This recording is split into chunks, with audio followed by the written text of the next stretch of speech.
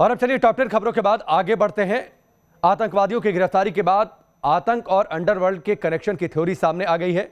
Delhi police की special cell ने जिन 6 आतंकियों को गिरफ्तार किया उनसे पूछताछ में बड़ा खुलासा सामने आया।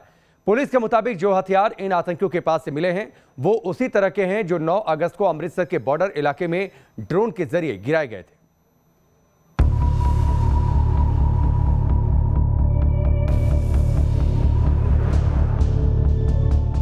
पाक ऑर्गेनाइज्ड एक कोऑर्डिनेटेड वो है जिसमें कि ट्रेनिंग भी वहाँ से हुई है और ऑर्गेनाइजेशन और कोऑर्डिनेशन भी सारा वहीं से किया।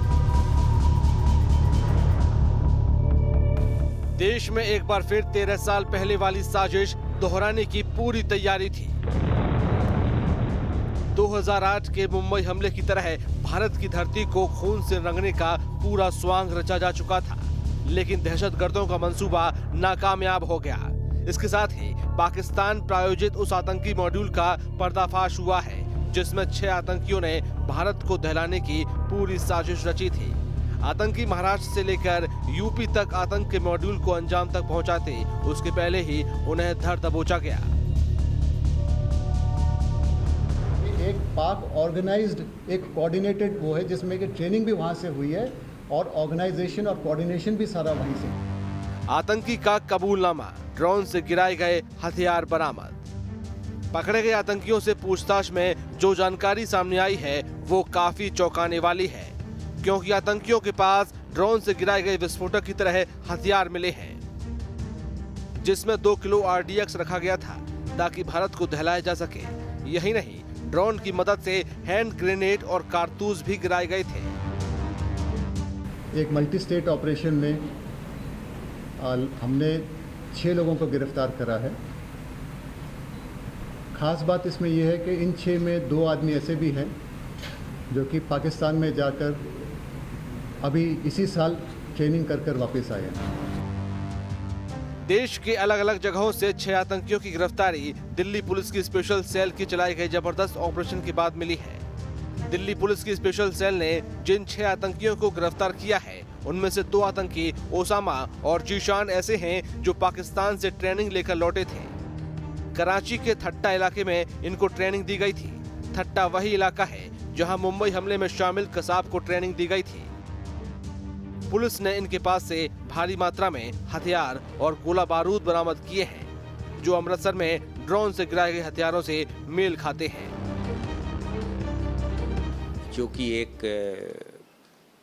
ISI कंट्रोल्ड या ISI स्पॉन्सर्ड टेरर मॉड्यूल को अंजाम देने के फिराक में थे और उनको एक बस्ट किया है और ऐसे 6 लोग हिरासत में लिए गए हैं।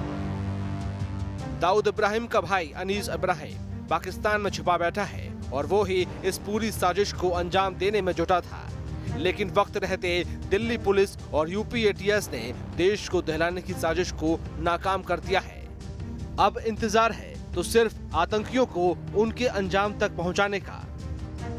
Team news nation. सोचिए किस कदर ये दहशतगर्द कत्लेआम मचाने का प्लान बना रहे थे। अगर ये आतंकी इतनी बड़ी साजिश को अंजाम दे देते तो ना जाने कितने बेगुनाहों की जान चली जाती।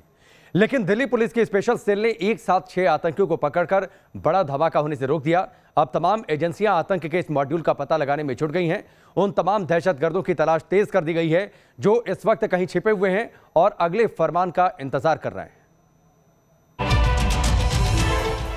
मुंबई से लेकर दिल्ली तक, यूपी से लेकर राजस्थान तक,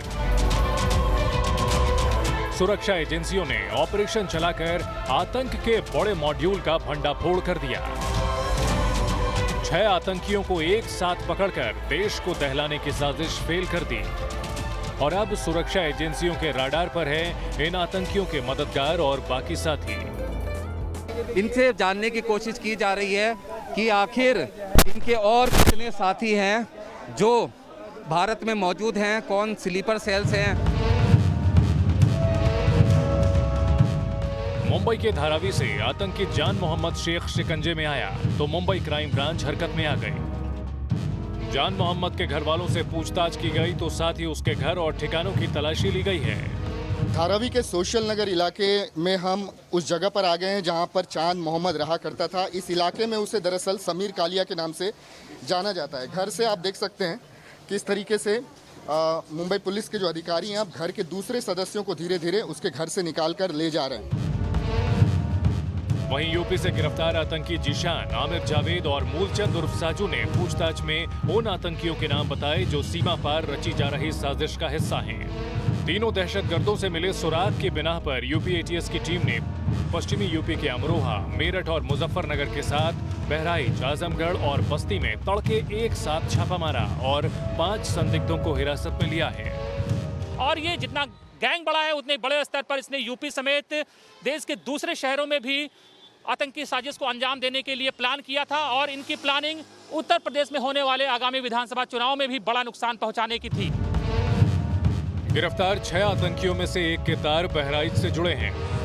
बताया जा रहा है कि दिल्ली के सराय काले खां से गिरफ्तार मोहम्मद अबू बकर बहराइच के कैसरगंज का रहने वाला है।